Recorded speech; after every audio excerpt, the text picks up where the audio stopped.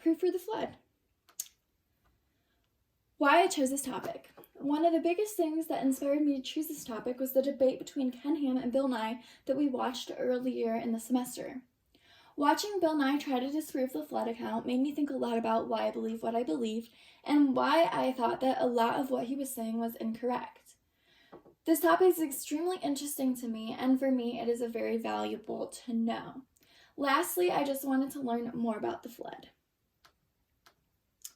Background to the flood story. Who wrote the flood story? Traditionally, Genesis, like the rest of the Pentateuch, has been ascribed to Moses. When was the flood story written? Genesis seems to reflect very well its origin in the 2nd millennium BC. Moses lived in 15,000s or 13,000 BC. For example, the flood story finds its best parallels in the Artahias and Gilgamesh epics and in the Sumerian flood story, which were composed in 16,000 BC, where the genealogies of Genesis 5 and 11 are parallel in the Sumerian Kings list, dated in 19,000 BC. As far as the particular stories are concerned, many features show they are at home in an early 2nd millennium. In conclusion, it's probably around 15,000 BC. Continued background. Original language of the flood account. Genesis' original language is Hebrew. The Hebrew title is translated in the beginning. Who is involved in the building of the ark?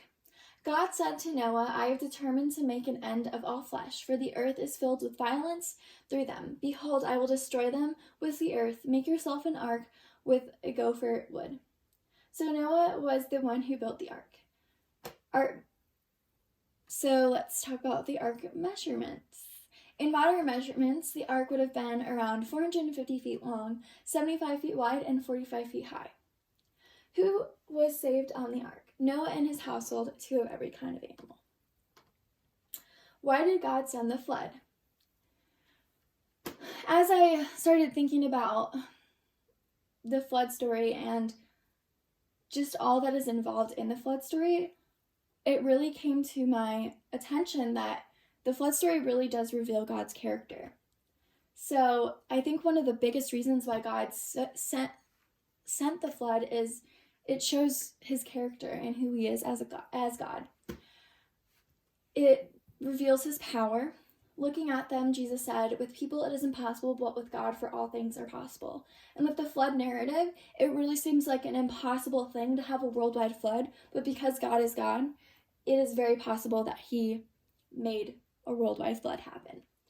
It also reveals his judgment. You therefore have no excuse, you who pass judgment on someone else, for at whatever point you judged another, you are condemning yourself, because you who pass judgment do the same things.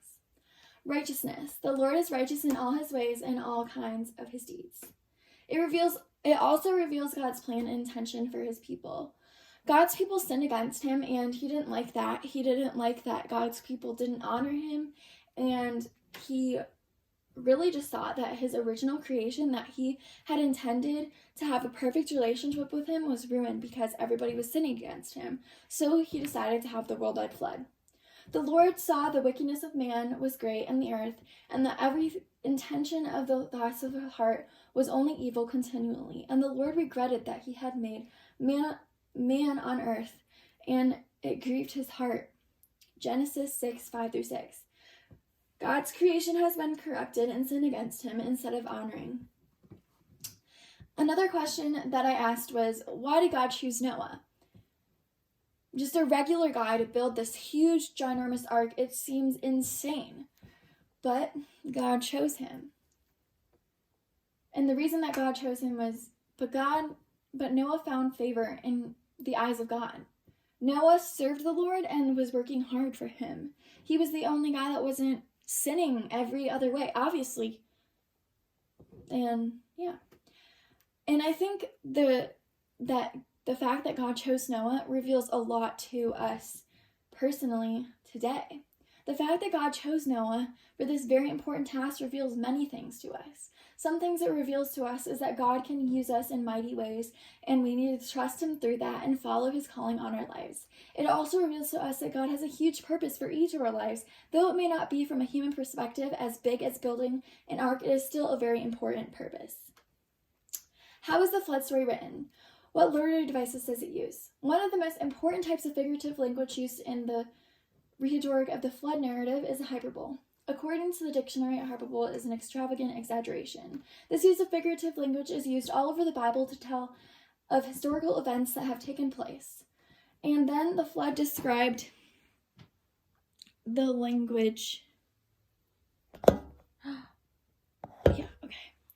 And then the flood is described in what an ancient reader would have been seen as a hyperbolic language. The waters come from the springs of a great deep and flow from the floodgates of heavens. So, through a modern reader, we don't really see the original audience as the original audience would have understood the description of the story as hyperbole. Evidence for the flood. So we have scripture, which is extremely reliable. And the reason that we can know that it is so reliable is because it says in the word, the fear of the Lord is clean, enduring forever, and the judgments of the Lord are true. They are righteous altogether. And there's so many different fossils found in the Kentucky Museum, Creation Museum. Why is knowing about the flood important for Christians today? It is a very debated topic between creationists and evolutionists. We should be able to defend our faith by knowing how to explain the flood to others. In conclusion, this was one of the hardest topics I've ever had to research because of the amounts of different viewpoints on the flood. But like anything in the Bible, the flood account comes down to a matter of faith. Fact without faith is nothing. Thank you.